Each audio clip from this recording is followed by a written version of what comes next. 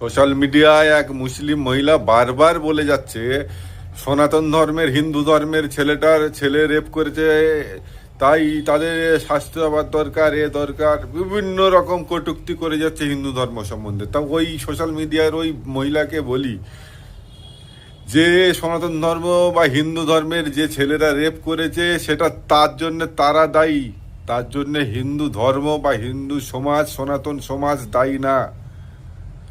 তাহলে তো আমরাও বলতে পারি যে জেহাদির বাচ্চা, যে কট্টরপন্থী মৌলবাদীরা রেল লাইন উপড়লো, সিআরপিএফকে মারলো, পুলিশের গাড়ি জ্বালালো, বা ওই বারাইপুরের যে ছেলেটাকে, নাবালক ছেলেটা, গরিবের রিক্সা চালক লোকের ছেলেটার গলা কেটে দিল, যে কট্টর জেহাদির বাচ্চারা, তার জন্য কি মুসলিম সমাজ তো তাহলে তার জন্য দায়ী?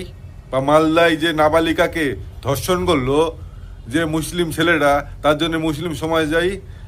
এটা আমি বলছি না বা এটা বলবো না, কারণ তার জন্য কোনো মুসলিম সমাজ দায়ী না।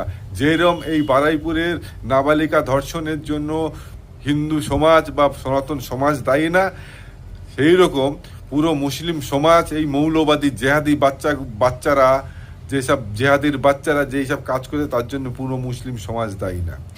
মুসলিম সমাজের মধ্যেও ভালো লোক আছে, খারাপ লোক আছে, তেমন হিন্দু সমাজ, সনাতনী সমাজের মধ্যেও ভালো খারাপ মিশিয়ে লোক আছে।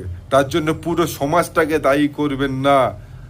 ওই যে মহিলা, যে মুসলিম মহিলা বারবার বলছে, নাটক করছে, যারা রাস্তায় নেমে তাণ্ডব করছে তারা জেনে নেন, এইসব রাজনীতি খেলা বন্ধ করেন।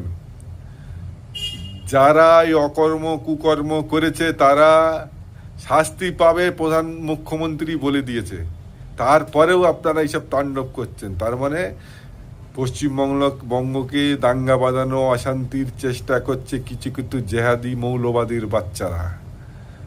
সাবধানে থাকুন, যে কোনো মুহূর্তে একটা বড় অ্যাকশন মুখ্যমন্ত্রী নেবে। এই জেহাদির বাচ্চারা যেন ছাড়া না পায়। হিন্দু সমাজের কলঙ্ক ওই চারটে তো তারা তো ধরা পড়ে গেছে। আর মুখ্যমন্ত্রীর কাছে বলছি, মুখ্যমন্ত্রীকে একান্ত, এই জেহাদের বাচ্চারা যারা রেল লাইন উপড়িয়েছে, যারা এই পুলিশের গাড়িতে আগুন দিয়েছে, সিআরপিএফ মেরেছে, আর ওই হিন্দু নাবালক ছেলেটার গলা কেটে যারা কপিয়ে হত্যা করেছে, তারা যেন এক চুল পরিমাণে ছাড়া না পায়, তাদেরও যেন কঠোর থেকে কঠোরতম শাস্তি হয়। আর মালদায় যে ওই যে নাবালিকাকে হত্যা করে রেপ করেছে যে মুসলিম ছেলেটা, তার জন্য কেউ মোমবাতি রাস্তায় নামে না। মোমবাতি পিছনে তখন ঢুকে গেছে, পিছন থেকে আর বের করে দিতে পারে না। সাবধান।